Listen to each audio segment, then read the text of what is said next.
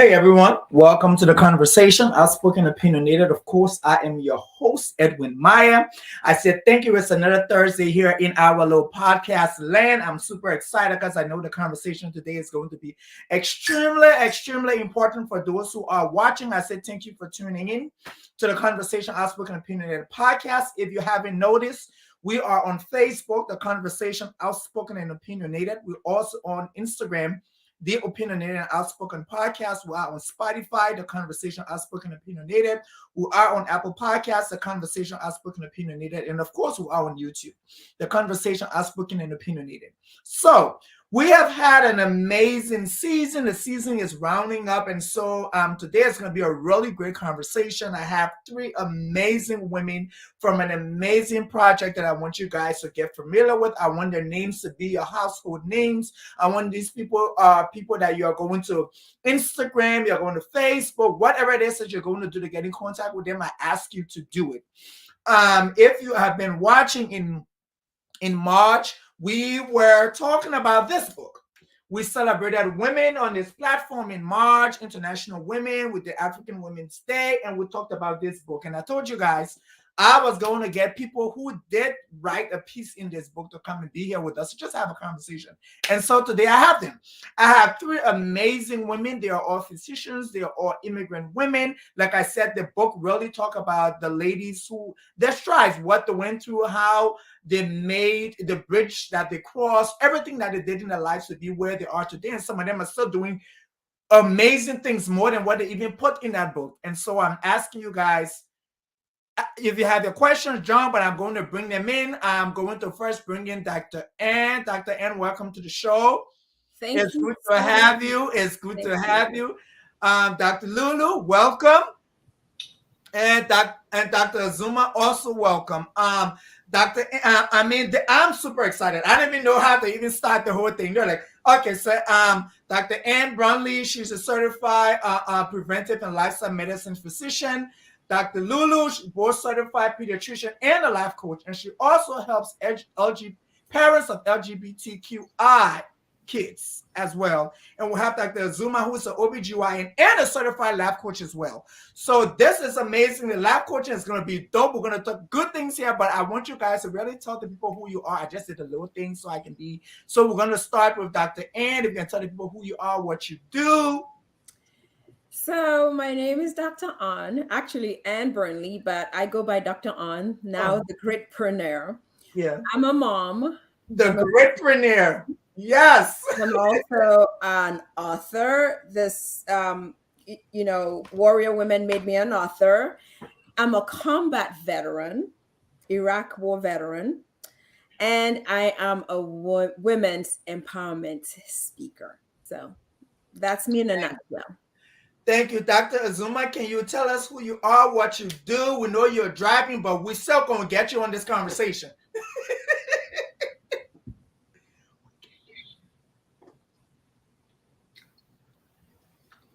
We can't hear you, Dr. Azumah.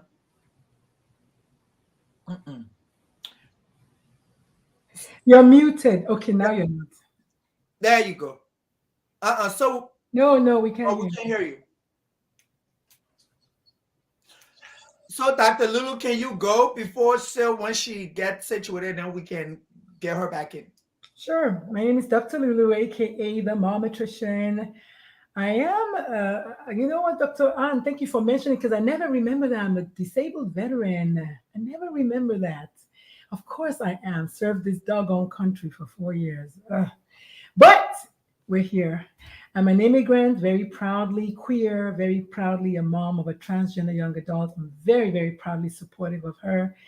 I am a speaker. I'm an author. I'm a radio personality, a TV personality, a radio talk show host, a podcaster, and an all-around agitator of the governor of the state of Texas.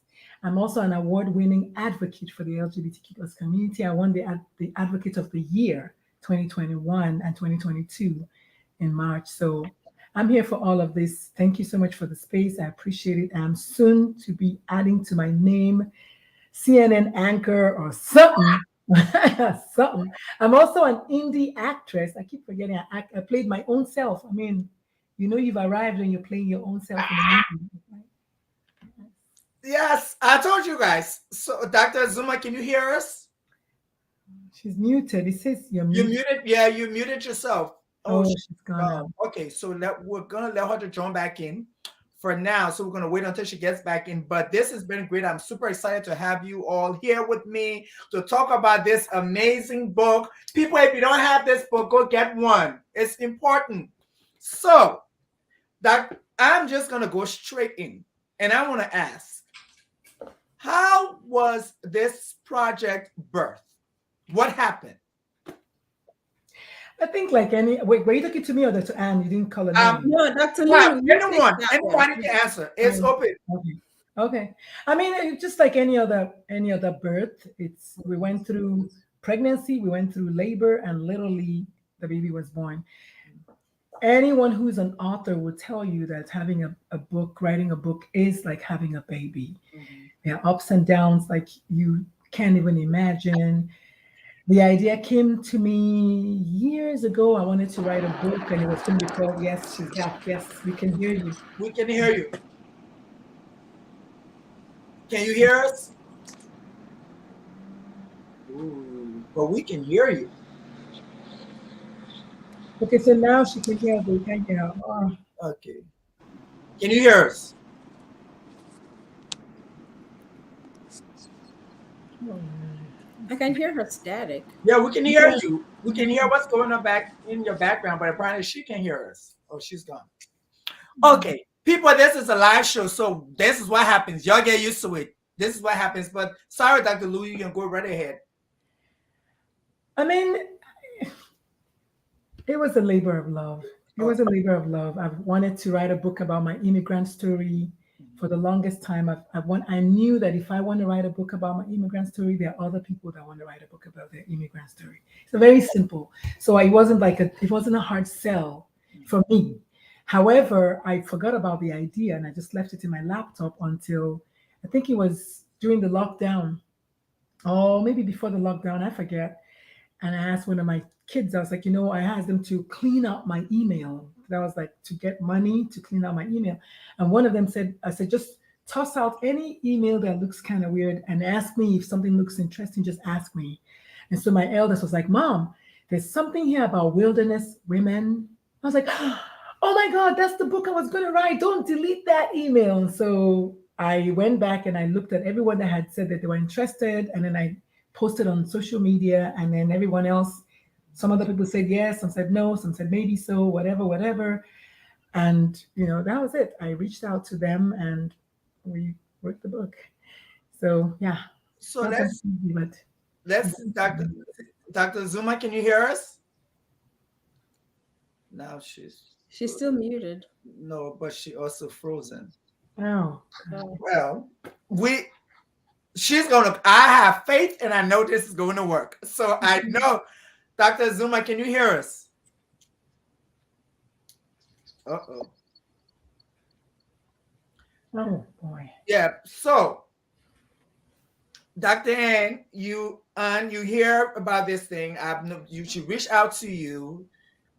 Why did you say yes? I'm glad you asked that question because Dr. Lulu and I happened to be in the same group.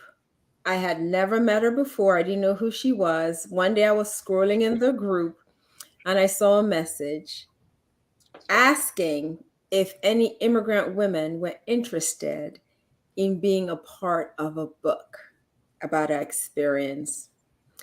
And earlier that year, I had decided to say yes. I had decided to confront my fears. I had decided to become uncomfortable. I had decided to step out and do things that were not, within my expertise. So I said yes. And then I was like, oh my God, what did I get myself into? What did I get myself into? But, with Dr. Lulu's leadership, I made it through, as you can see. Yeah.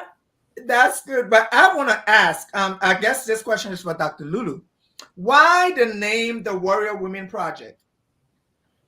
Actually, that name was we in the group did everything together. I feel like we lived like in a little village because Wow. we did everything together. We picked the name together. I told them I had one wilderness women. Okay. But then I knew I didn't really want I knew wilderness women, but I didn't really want it. So I said, well, let's pick some names. And actually, Dr. Azumah was the one that came up with the Warrior Women Project. Okay. And some in that combination, I don't know the exact number of words, the combination, but it was Dr. Azumah, I think, that came up with it. Dr. Azumah, can you hear me, Mama? You're muted. You're muted. Just Unmute yourself. I can unmute. hear you now. I can Yes, hear you now. Yes. yes, yes.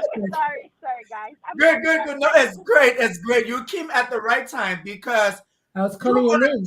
she just call your name. You came at the right time. We're gonna find out who you are, what you do, and why did you say yes to Dr. Lulu? And then how come you're the one who came up with the name?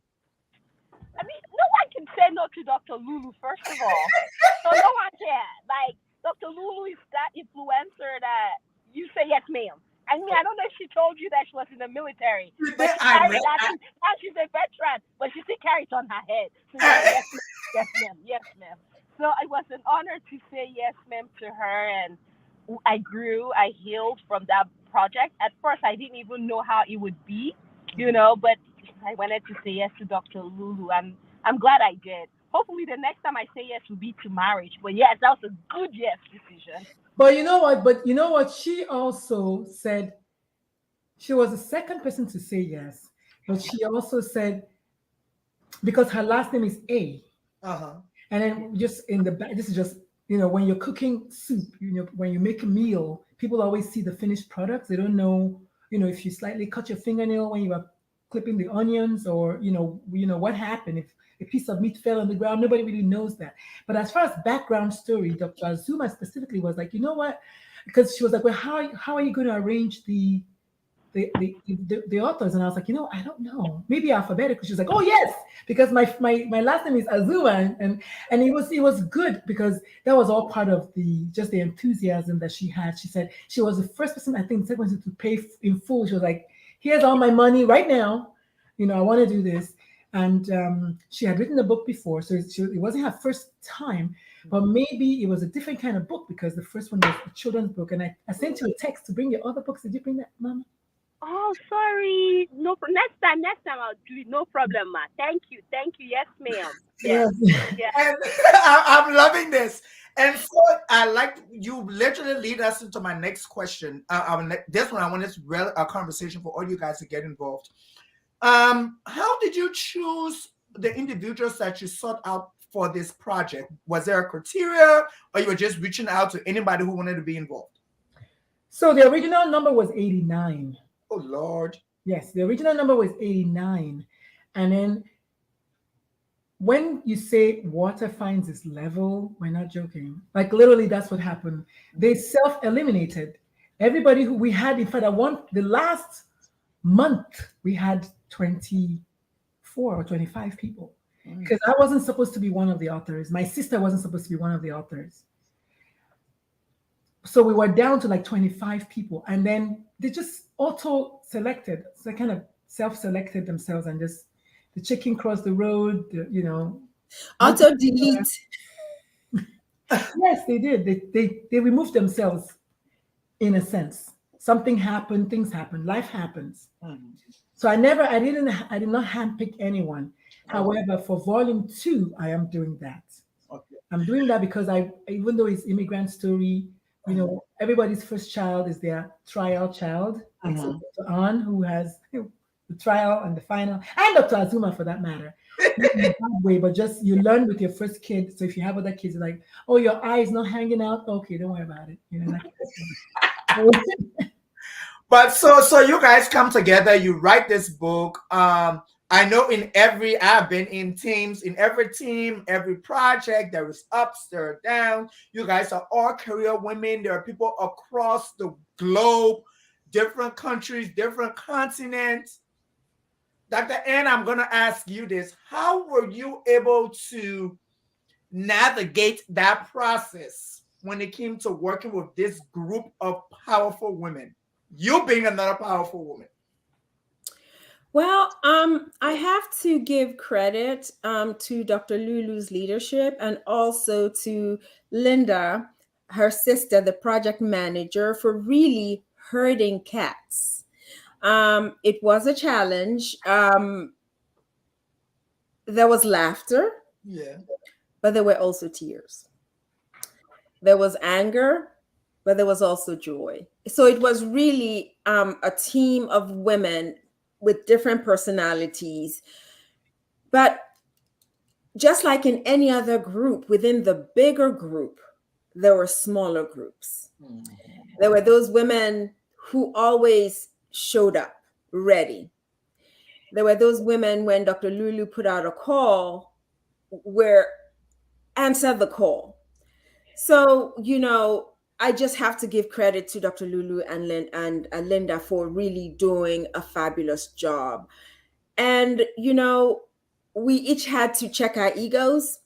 We had to check our egos for this project to work. And like Dr. Lulu said, people who couldn't check their egos, remove themselves, because it was not an easy process. It was like labor, right? Like Dr. Lulu said, it's like giving birth. So it was like labor without an epidural. Oh, That hurt. the only experience I've had was to hear another lady on the side of us, with my ex-wife, for giving birth, and they said she didn't have epidural, and I was like, "What? That what happens?" So It's just an expression because I demanded the epidural. Okay, I said, I'm not coming out of this bathroom until anesthesia gets here. Call me when they're here. nobody's doing In that. the toilet. No, mm-mm. But reading the stories in the book, and I think reading the stories in the book was able for me as an individual to get familiar with you guys, to know you on a different level. And Dr. Azumah, I want to ask you this question. When you were writing your story, was it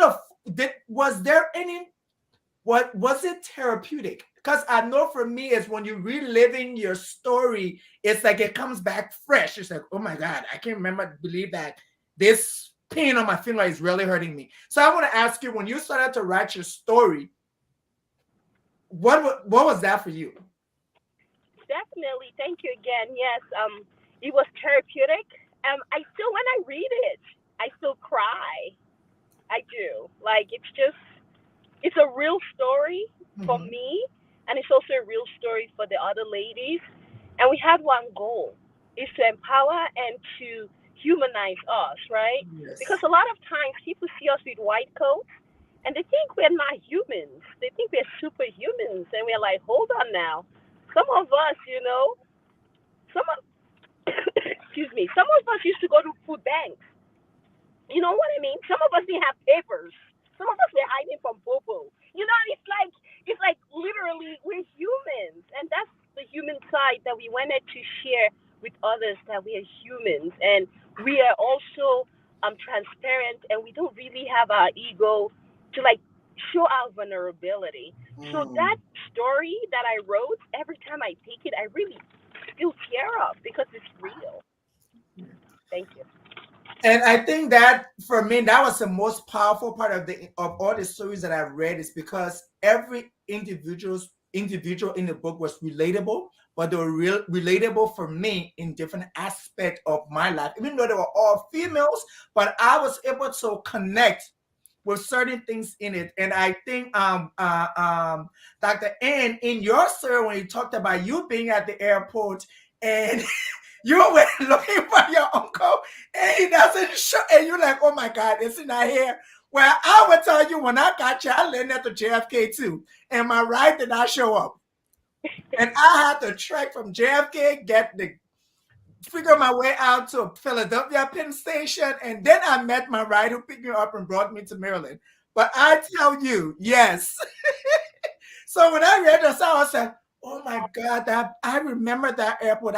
I remember this whole scene for me. It was just like a flashback. And I didn't know that was it was a trauma for me until I was like, that happened to me. That's why when I get into the airport, there is some sort of anxiety, but I've never really clicked on it. And I realized that was because your first experience in an international airport, you were lost. You had, I was like, so that's what I think these stories were super, they're super amazing. They were so great. And Dr. Lulu, you are the matriarch of this book. You are I mean, this has been amazing, but I want, how were you able to navigate? You did your medical school in Nigeria, then you came over to the States. How was that transition for you? Because I believe you were a young adult, and then you just like, people like in your face, like basically that's what they do. Like, hey, how are you? So how was that transition? So, in all fairness to my parents, I had come to New York on vacation Awesome. like a couple of years or so before that, which would kind of seal the deal for me. I was like, okay, Okay. I know for sure that I'm coming to America, but you're coming for vacation. It's not the same thing as Mm, coming to have to buy your own milk and buy your own bread. And, that's not the same. So it was still a huge transition for me. I think people take it for granted that, everybody speaks English, but truly it's a different kind of English. It's a different vernacular. Is a different. People don't realize that I have to get adjusted and attuned to your accents just as well as you have to get attuned to mine. exactly. And that's why when people say, "Oh, you have an accent," I said, "You don't." I always say, "You don't." Yeah. You don't have an accent? Who told you you don't? There's only When one. you come to my country, you have accent. Yeah, there's only one human. I mean, not human. There's only one being. Let me use the word being, supreme being that we don't know their accent, but possibly they have everybody's accent because they created everybody else. Otherwise, everybody has an accent. So it's something as small as that. And to this date, to this afternoon, people still say, "Oh yeah, I noticed your accent." But at one point, you just have to give in to. You can't pick up. You can't fight every single battle. You have to pick your battles. But yeah, coming here, it was a rude awakening because I came in December and I went straight to New York, and I had what I thought was a thick sweater. I was frozen rock because it was so cold. But the beautiful thing about the book is we had a limited number of words that we needed to write. Mm, Otherwise, if I had said everybody write everything, oh my God, I'm sure that there are so many more stories. I always gravitate to the one about just the vocabulary because I struggled the most with that.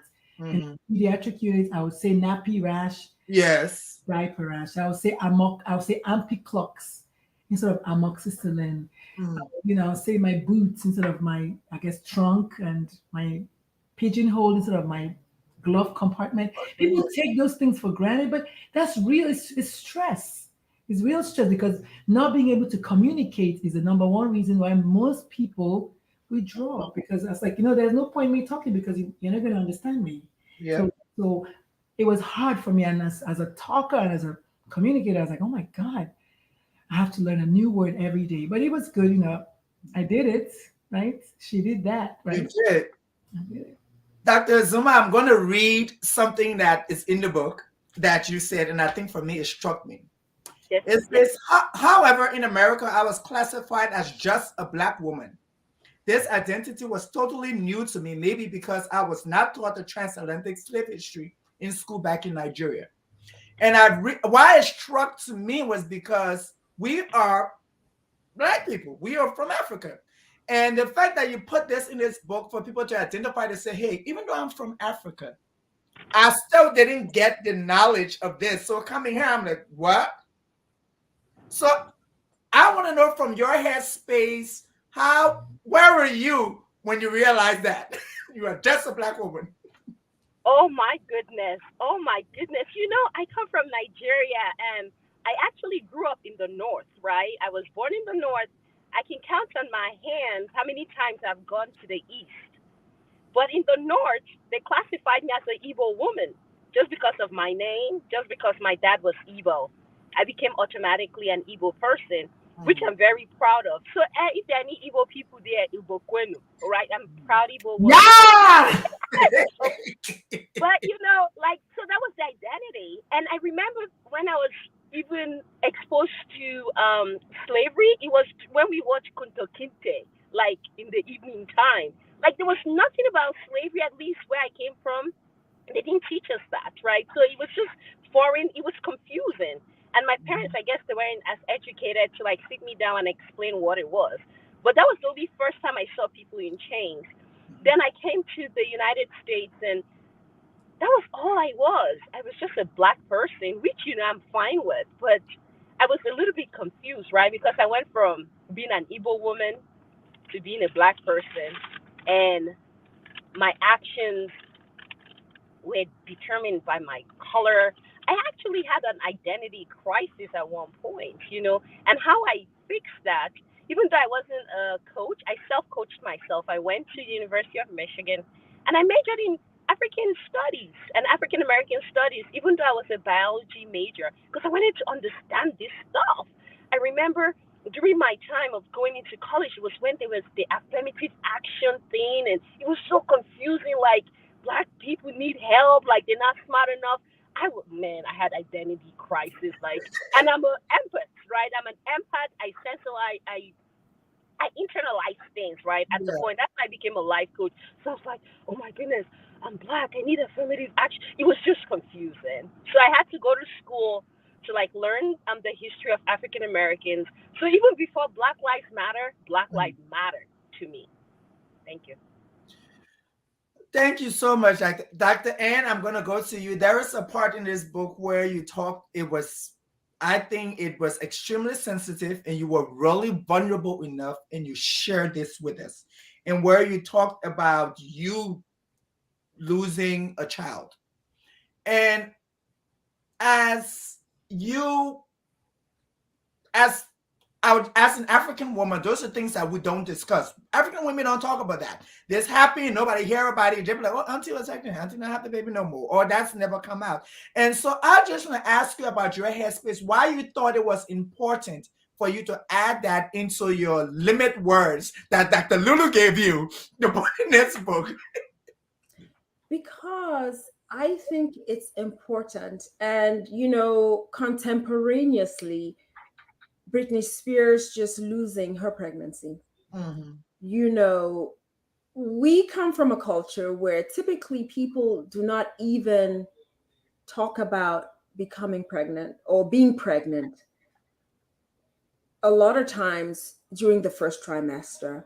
And I think that's because of the realization that, it's a tricky time. A lot of pregnancy losses happen during the first trimester. So literally, you will see somebody, and when they're showing is when you know that they're pregnant. So that is something that is not talked about. Mm-hmm. But another thing that is unique about my situation is that the child I have right now, I had 10 years into the marriage. Oh. As an African, Yeah. number one, it's always the woman's fault, Oh. regardless, even though biologically it's about 50-50. So I bore that burden of infertility in my marriage. So that pregnancy was after several rounds of IVF. Mm. My body had been through the ringer. And so finally, when I did become pregnant, very few people knew I was pregnant. And I was at the point where the reproductive endocrinologist had just handed me over to the OB. And it's a different world. It's a different world. At the reproductive endocrinologist, you're treated like an egg, So shortly after my care moved over, I was in residency. I was on my way into the OR. Then it was my ophthalmology residency. I had a patient, I had surgery, and I just started bleeding. And I was like, I can't go operate on somebody with me literally hemorrhaging. So I found somebody else to replace me because the patient was already upstairs in the OR. Oh. And my doctor happened to be in that hospital. And I remember going upstairs, literally my brain wasn't even functioning. And as I got off the elevator, I met the nurse. And I told her I was looking for the doctor. I was bleeding. And the nurse asked me, how many weeks are you? I said 13. And she's like, oh, well, he's not going to be able to do anything about it. Wow. And I'm like, that's not what I want to hear. I know that. I just need somebody. Literally, all I needed was a hug. And that whole situation, everything surrounding that loss was traumatic. I wasn't expected to grieve because it was an early pregnancy. I mean, like, people like, oh, if you cry too much, and then, the superstitions, maybe I would not get another one or whatever. Oh yeah, you'll get pregnant again. And I wanted to say, shut the front door. You don't know how I got pregnant, Yeah. I mean, this was not a bounce on a bed to get pregnant. This was rounds and rounds of IVF and the whole 9 yards. So please do not tell me I'll get pregnant again. Somebody actually told me, another female actually told me, welcome to the club. I'm like, there's a club for women who lose a pregnancy? So I thought, putting that in there, sometimes people see you, they think, oh, everything has been easy. No, it hadn't. And I thought it was important for other women to realize that we go through stuff too. We go through stuff, and that was important. Heck, I had, Africans, there were talks of other women who do the childbearing. And I was like, knock yourself out. Knock yourself out. So I just thought it was important to put in there to know that this is not an isolated, for women who were going through that to know that they were not alone. I wanted to add that, Dr. Anne, do you remember your case with the book? Do you remember the story behind that story? So most people don't know, like I said at the beginning, when you're making soup and the soup tastes good, nobody knows, like, what it takes to get that. I literally had asked Dr. Anne to completely evacuate. Is that the word now? Overhaul. Yeah. I said, I need you to get vulnerable. That's what I said. It was like, I don't know, maybe, I don't know how long. It's true. I wasn't ready to do it at that point. I said, I don't want this. This is not, I don't want this thing that you wrote for me. I was at the airport. Yeah, exactly. I called her. I said, I need you to give me more, or forget it. Forget about it. Because she was very surface. Yeah, barely there. Every time I go into the book, a few of the images come in my head. Dr. Azumah's image on the bus. To me, I feel like that's a movie. Just that, looking back and seeing your sibling. I mean, it's some of the images. And Dr. Anne's own, believe it or not, it was her at war with a small baby being born. I mean, just everybody has an image that's just kind of frozen in my head.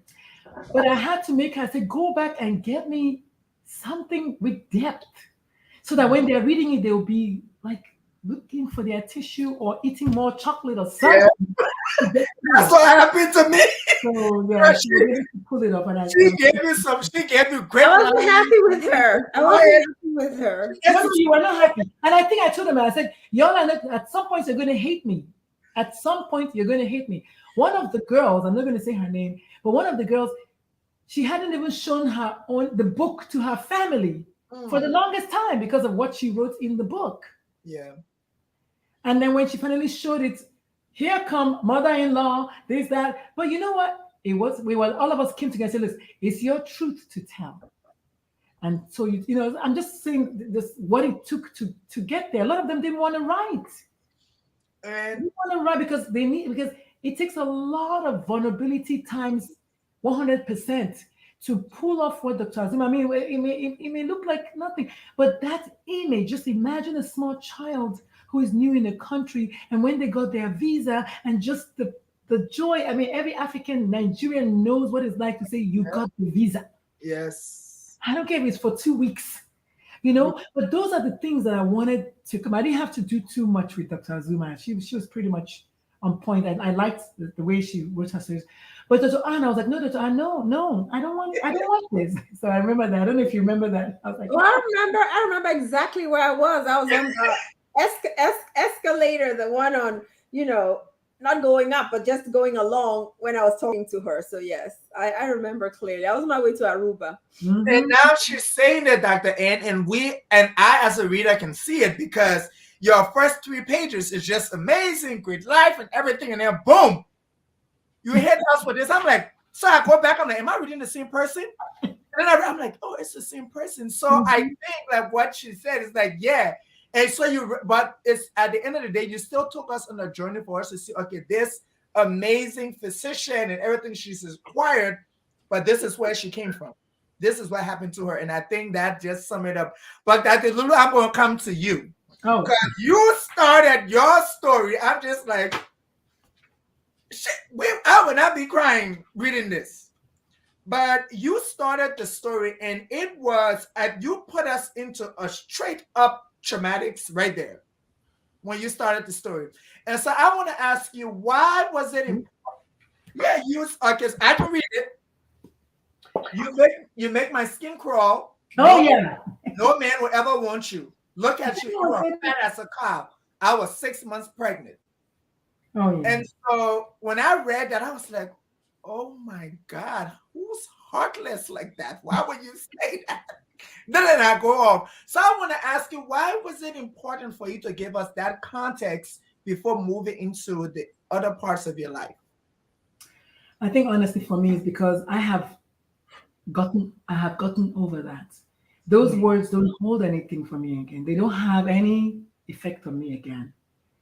They don't. Also, I'm a fierce journaler. I journal like crazy. I have 6 journals on my table just as I'm speaking to you right now.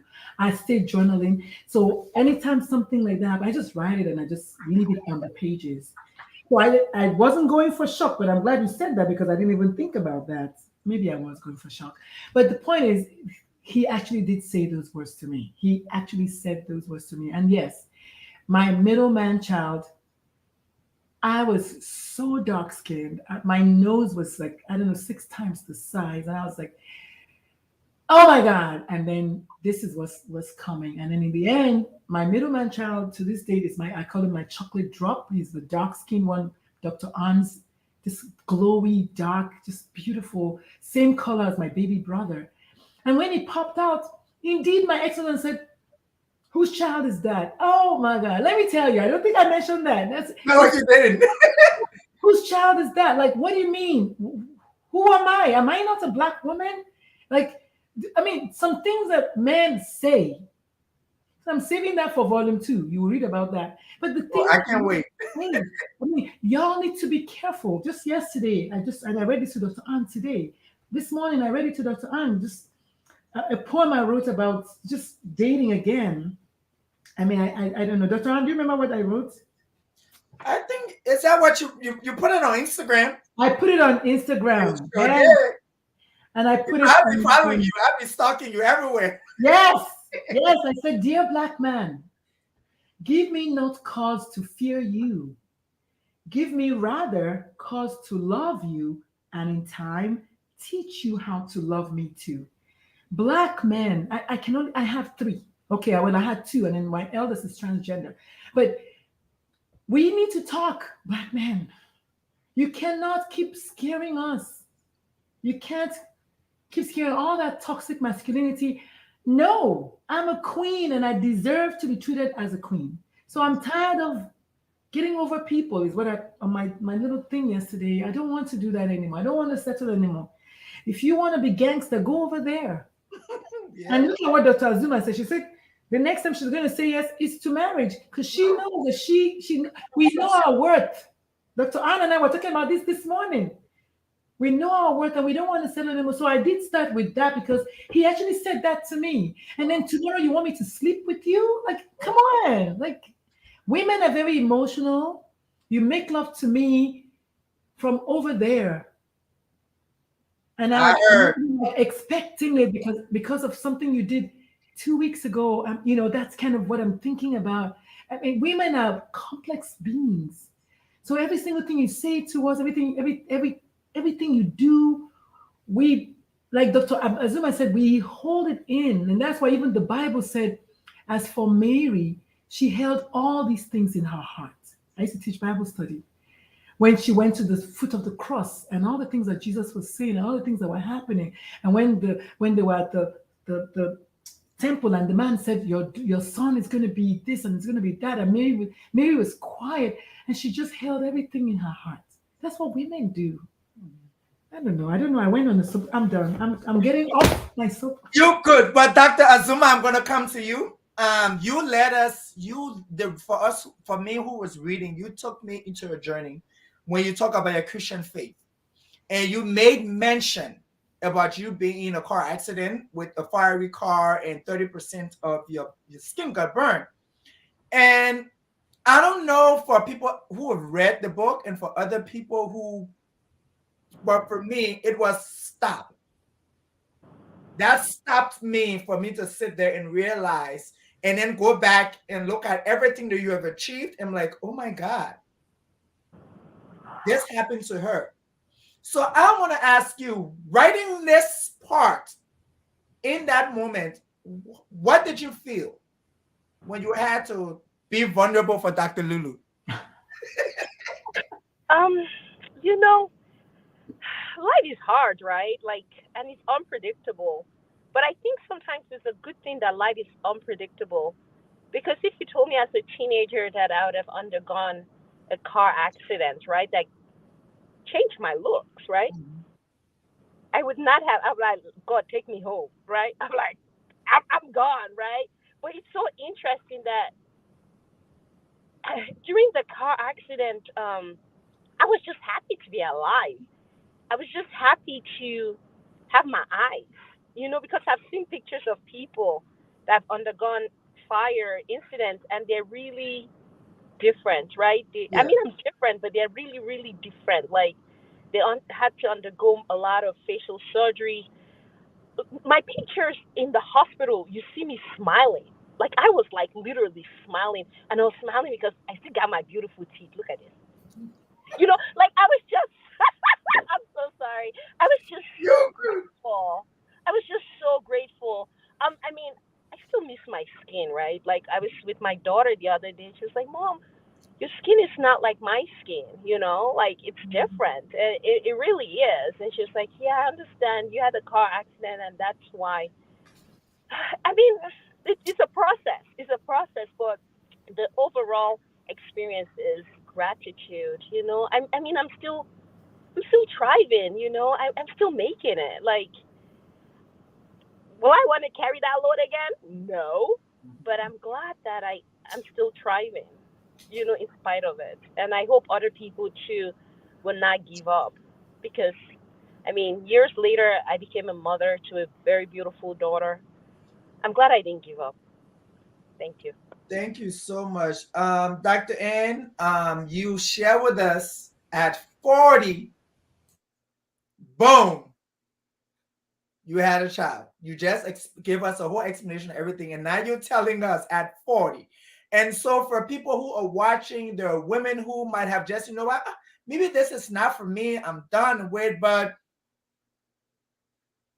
you having that experience and you reaching to that place where I just want to know, what can you say to somebody who's out there and they're going through similar stuff like that? And they tell the women their biological clock is ticking. They got to do this. They can't do that. Like, and that's for us from Africa. That's a whole another can of worms that I'm not even going to try to touch because I can deal with that today. So I want to ask you, Dr. Ed, how can you inspire another young lady who's out here and she's probably dealing with that? Well, one of the things I can say is that certainly having a child at 40 was not my plan. Having one child wasn't my plan either. I come from a family of 6 children. I'm one of 6 children. Life happened. They say the best laid plans of mice and men. Okay. And that's what happened. I joined the military kind of like almost like a substitute for having that family. And I was at crossroads, so I joined the military. But I really did not expect to go on and have this son that I have. I joined the military, but my parents did not know I was in the military. My parents were in Cameroon at the time. So I got notified I had to deploy to Afghanistan. Mm-hmm. So I said, well, let me travel to Cameroon and break the news to them. Like, hey, I joined the military and I'm on my way to Afghanistan. And when I was in Cameroon, at my uncle's funeral, that's when I just started feeling kind of yucky.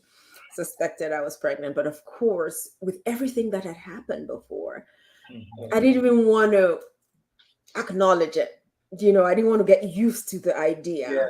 Yeah. When you've suffered losses, you kind of just push it away. You don't want to get attached to anything just in case. So, of course, I was in Cameroon and I started bleeding. And I'm like, again. And so I literally, in my head, just completely dismissed everything that was going on. But, I did, go to term. Dr. Azumah can understand this. I had fibroids, something that runs in my family. So prior to, I'd had 2 fibroid surgeries. So when I got pregnant, my doctor told me, 38 weeks, they're going to do a C-section. They were not going to let me go into labor. But one of the things that I can say with regard to that, my son came at the right time for me. At the right time, because where I am in my career right now makes it so much easier for me to raise my son in terms of financials, in terms of maturity, in terms of just where I am in my career right now, where I can make my own schedule, I can leave at the drop of a hat. So for me, it happened at the right time. It wasn't my intention. Of course, you hit 35 and all over your chart, right, Dr. Azumah, advanced maternal age, AMA. I'm like, oh my gosh, literally. So I was really advanced maternal age, at 39. I turned 40 before I had him. I turned 40 in November. I had him April of the next year. Wow. One of the things I just want to say more to the people around that woman, be kind. You see a woman at a baby shower who's maybe been married for a while. You don't really know what her story is. You don't know if she wants to have children. You don't know if she's struggling. That was a challenge for me. And I know it's a challenge for a lot of other women too, whom this is difficult. They want a child, they haven't had one, but they put on their face and they go to that baby shower. You don't know what is going on in their heart. And it makes me teary-eyed because people's words can be so callous. Oh, what are you waiting for? When are you having? They don't know your struggle. Yeah. You know what you're going through. So for me, it's more for the people around that person. Just be kind. You don't know what that person is going through. Okay. And then for our parents too, because we're going to become those parents. Like the Indian parents were suing their child, their son and his wife for $45,000 because they haven't had a child. in our tradition, they're looking for that other woman to have the baby for the husband. You don't know whose problem it is. Exactly. Knock yourself out. You know what? Knock yourself out. So I'll just say, be kind. You don't know what that woman is going through. She may be putting up a brave face. I put on a brave face for a really long time. It killed me. I tell you, it was so hurtful when that woman said to me, "Welcome to the club." I'm like, really? That's what you have to tell me? Wow. You actually picked up your phone to call me and tell me welcome to the club? Really? Just be kind. Be kind. You do not know. And about 3 years ago, I was in training at work and they talked about loss, and I couldn't. I already had my kid, but I ended up in the bathroom. And when I went in there was another female in there, and we were both just crying and just crying and just crying. And I realized that, I don't know what she was going through. I know she didn't have a child. I had a child, but still I had this unresolved grief. And literally we just held each other in the bathroom and we were just crying and slobbering over each other. I don't know what her story was, but I knew she was triggered by the training we're getting in terms of loss. I think it was a case in the military where a woman lost her child shortly after birth it was some negligence or stuff. So they were talking about that and it triggered me. It triggered me. So be kind. That's all I can say. So I'm sorry it took so long, but No. This is why we're here. Dr. Lulu, you ended your story so great, and in your bio you talked about how you're a life coach, and now you're helping parents who have kids LGBTQ to accept their kids. And I just want you to talk about that. Why is that so important? Because I think that is, for me, I know that's extremely important. I have friends, I have no people who do with that, and I have a friend who just texted me the other day and said, my daughter says she's a boy. I'm like, what do you mean your daughter says she's a boy? Like, I call her, I'm like, what do you mean? And she said, oh, my daughter wants to transition. I said, okay, so what are you doing? You're her mom. She came to you. What are you doing? And she's like, I don't know what to do. I said, okay, go online and look for Dr. Lulu. Okay? And Dr. Lulu is going to assist you. And she's like, okay, but I think she's still dealing with it personally. But I want to ask you, Dr. Lulu, why you think that is so important for parents to get on board with the real life? You're muted. I think just generally speaking, if it's not one thing, it's another.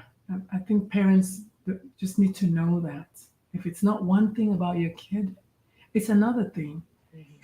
Yesterday, I had a mom while I was in Corpus Christi who was showing me the picture of her, was it today, of a baby who is 4 months old. And she said, here's my son. And she did that. And then I said, here's your child.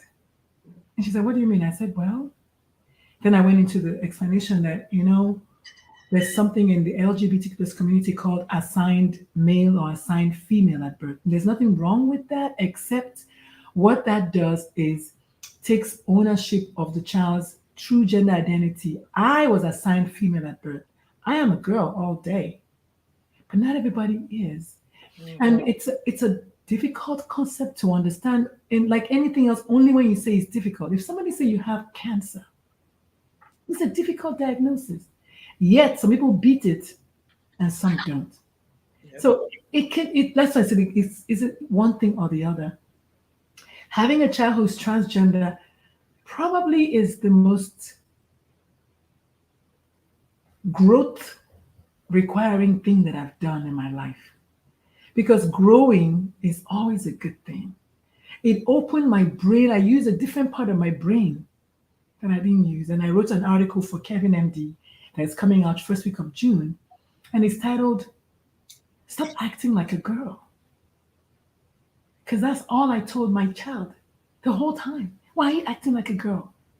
Why do you have to do like a girl? Do you think you're a girl? Are you a girl? Non-stop.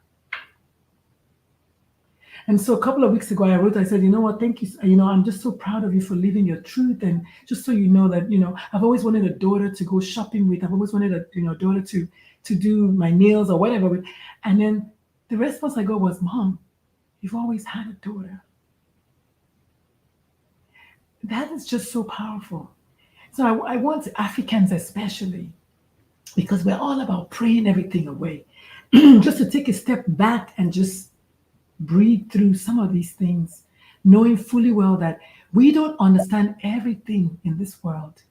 But one thing we can do is we can support people who have cancer, people whose child died. We can support them. We can be empaths like Dr. Azumah. We can stop and breathe and hug someone else like Dr. Anne. We can do those things. But when it comes to our kid, for some reason, we have so much intolerance because we make it about ourselves. Mhm. Because we say, well, I can't be the parent of a transgender child. Oh, yep. I cannot. So now you're removing yourself. And once you remove yourself from it, you can't fully be present for your kid. And let's face it, your child is experiencing so much drama already on the outside. They need to be able to come home to you to say, for you to just give them that hug. It's true. The cause of mental health struggles in the LGBTQ community is not being LGBT, is the reaction of the world, is the treatment of the world of them. And if truly God made us and on the sixth day God said everything is good, then I cannot say something is not good, no matter what it is. And so I want to leave it at that. It's not an inconceivable thing. It's just when you say, oh my God, I cannot act, when you go into that, I cannot, then like we say, whenever you focus on something, it gets bigger. Yep. So try not focusing on that. And the lady appreciated, she said, oh yes, my child. I said, yes, my child is beautiful. Not because it's not a son. I mean, it's probably, I mean, who knows? But the numbers are getting bigger because people are realizing that gender is actually very fluid. Mhm. Sexuality is actually very fluid. And if yours is not fluid, that's fine. You don't get to go into the mall and kill people because you have a gun. No, they didn't do anything to you. So whether you shoot them with a gun or you kill them with your mouth or you kill them with your words, or it's still killing, and thou shalt not kill. Mm. That's it. So Thank. just holler at your girl. I'll work with, I'll try. I told her to reach out. She gonna reach out. And thank Dr. Zuma. Our first conversation really related to I was doing this project called Imperial Poverty. You met me. We talk about it because you are doing your love, your menses. You have a whole incorporated. You're doing this stuff. Can you just tell us more how people can reach out to you and why you even decided to do love your menses? Awesome. Thank you so much. Yes, I remember Edwin was raising funds for his country to end period poverty. So yes, he's doing the work. He's amazing, and I'm glad that we would one day team up. So Love Your Menses, basically, I am the co-founder. So me Mhm. and my founder or the other co-founder had different reasons. I personally, my reason for Love Your Menses is to empower Black young girls. You Yeah. know, I've experienced racism in medicine and in many places. Like I talk about identity crisis. So I felt like empowering the youth young will make them know who they are and they won't have that identity crisis and they will be able to overcome any ism that they see along the way. So for me, in terms of the menstrual equity, mine is the menstrual education that comes with it. My partner is similar, but her own strength is product distribution. So we both have different ideas, but we teamed up together to form a very strong organization. Like the kids that come to our program become extremely empowered. One has become Miss Massachusetts, like teen Massachusetts, like they're doing very well. Like they're doing very well, even at the age of 11. Listen to these doctors. They know FSH, LH. Like I knew that in medical school, you know. So it's just really cool to see how empowered they are. We also developed an app called our Flow app. This was designed by young black and brown girls in Boston, 10 to 12, whereby they basically created this. Like I feel like in creating things, they become empowered. I really, really, my passion is to see more Dr. Lulu's, more Dr. Anne. That's like my goal. They don't have to even be doctors. We need black people in Yeah. every facet of all professions. For example, I know black lawyers fight really hard for justice for black people. So I just like to me it's just empower. I just when I'm older and I need help, I can go to a hospital and see another black person advocate for my care. I think black people are the solution to health inequity. So that's me. Okay, so my other part, my partner Bria Gatson, believe in the menstrual distribution, and Yeah. we feel like a lot of girls, especially in Africa, do not go to school because they do not have menstrual pads. Some Mm. of them even sell themselves Mm-hmm. for pads. Yeah. So the goal is to stop that, and we can, and we have. We're in 7 countries now. It doesn't matter. We use our own resources in the beginning to like help, but as we get bigger, we've been getting grants. Yes. So it's just a blessing. It's just really a blessing to be able to give back. Thank you. You can learn more about Love Your Menses like if you Google Love Your Menses or www.loveyourmenses.com. Again, we want all of you to join us. And if you don't I just think everyone should start. Start something. We started Love Your Menses in 2019, just me and her, without resources, without even the knowledge. And look at where we are, you know. So I recommend and I encourage people to just start. We need more advocates. I mean, people are like, how did you guys do it? Who helped you? Which organization? We're like, oh, you guys are surprised that 2 black girls can do this? Like, they're like, would you Yeah. partner with Partners in Health? Would you? We're like, we're good. We're fine. We started it. Thank you. And I appreciate that. I thank you so much, Dr. Ann. So there have been a lot of questions. I think when I said that you are lifestyle medicine, people have been asking what is lifestyle medicine. So can you please tell us what it is? Because they're asking. So, lifestyle medicine is a newer branch of medicine where the medicine is actually not medicine, Okay. but lifestyle. Mm. Because a lot of the chronic diseases are impacted by lifestyle. Mm. So we know high blood pressure, we know diabetes are affected by lifestyle factors. So your diet, your, exercise, physical activity, how much sleep you get, even your relationships with other people around you, mindfulness, all those non pharmaceutical things that support a healthy life. That is the main focus of lifestyle medicine. It does not mean that, you you don't get medicine when you're a diabetic, but we do know from studies that have been done that some people start off being pre-diabetics before they actually go move into the diagnosis of diabetes. Yeah. But we know that it can be reversed. Even people who have diabetes, changes made in lifestyle.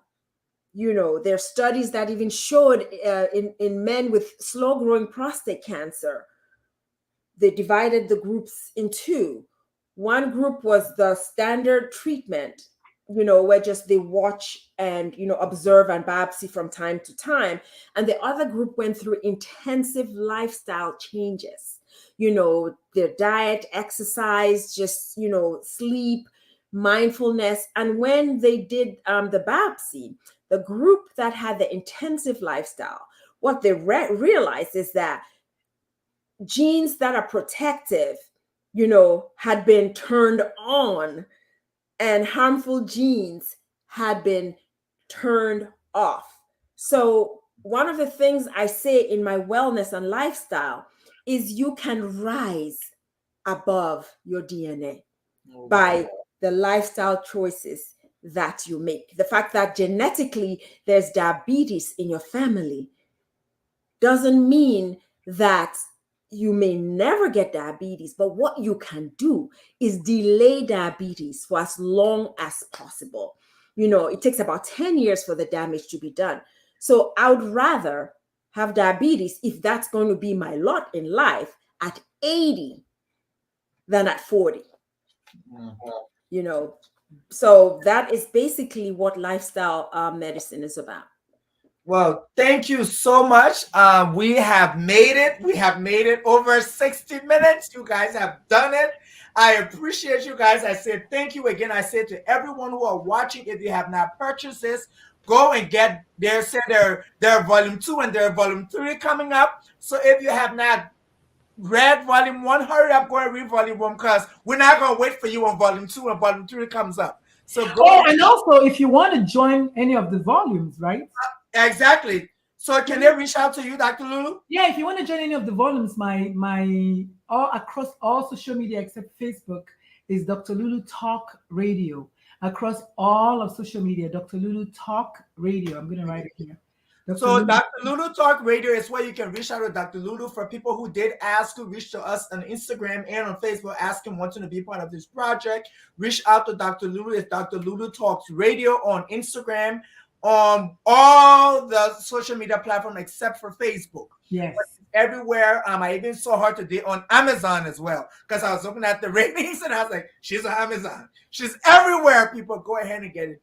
But and may I just add, I know you didn't ask us to do this, but may I just add, coming June 1st through June 3rd, I'm having my first ever parent virtual summit. Our theme is becoming, where we're talking to parents about becoming the parent that their LGBTQ plus child needs, because the month of June, as most of you know, is Pride Month. Okay. And a lot of children will be sharing, and I use the word sharing and not coming out. That's a whole nother day's conversation, but we're going to get to that someday. But a lot of kids are going to be sharing about their gender and sexuality identity. So we want to get the parents ready. It's a 3-day summit. It's the cheapest summit in the world. But you know what? It's not a cheapness. It's the investment of $97, which is $33 a day, which is a pair of shoes at TJ Maxx or Ross. So come join us. If they wear $33 shoes, because we know our African people, they've been wearing $1,000 shoes. Oh, well, even better. Even better. But if I wear $1,000 pair of shoes, I have to have 4 strong Black men carrying me. I know it, right? I shop at TJ Maxx and I look fly when I do, and I like myself when I do. So that's okay. But really, though, it's virtual, so you can come. Yes, I know you were thinking you can't come, but it's virtual. So that means you can come. It's 1 hour. So that means you can stay, right? And it's for 3 days. That means you're going to get over it before you know it. But the transformation is going to be amazing. We're going to take you through how to prepare your house to be ready, how to prepare your heart to be ready for your child, the mistakes that parents make when their kids come out, and of course, where to get support and resources. So that's it. You can't ask for more. So it's called Becoming. We have it on Eventbrite. If you type in Dr. Lulu's events, it will pull me up on Eventbrite. If you go right now online and just type out Dr. Lulu's virtual parents summit, it will pull me up. Like literally, we're that cool. So come and tell somebody and bring your friends. I think it's going to be fun. That's good. And so it's been great. I appreciate you. I don't know if you guys have it in the workings, but you guys need to do a tour. So talk to the other people. Y'all need to do a book tour, because the stories that are in this book is extremely, extremely important. And I think a lot of people would take away from this. So yeah, that was actually, the book came out in the heat of COVID. Okay. But that has been on the agenda. I was just in LA last week and I was talking to somebody about getting what they call a tour manager. So I've spoken I to think, one yeah, person already. Yeah. So it if would you be know great. anyone who is a tour manager, let them. I because I'm part of a nonprofit and we are planning to do something. And I was like, I think we should talk to one of these women. Maybe they can come to our event because we used to do something like that. And so we working on it. And once we get it together, I will let you guys know. And whoever ever to make it, I'm in Maryland. You can come and we can do it from there. But you But heard me say, you heard me tell. I heard you're coming to Maryland. So would you? But you know the funny thing, I don't have anything on my agenda. But that's how I do my thing. I just tell the universe where I want to go. And Okay, we're gonna talk offline. We're gonna talk offline, but thank you so much. I appreciate you guys. Let me end this show because you are texting me now. Okay, so thank you so much, Dr. Lulu, Dr. Anne. I appreciate it. The conversation will always be indebted to you guys. Whatever you guys need, how we can assist you guys, please let us know. This was great, and thank you so much for being here. Thank you for having us. Okay, bye. Bye-bye.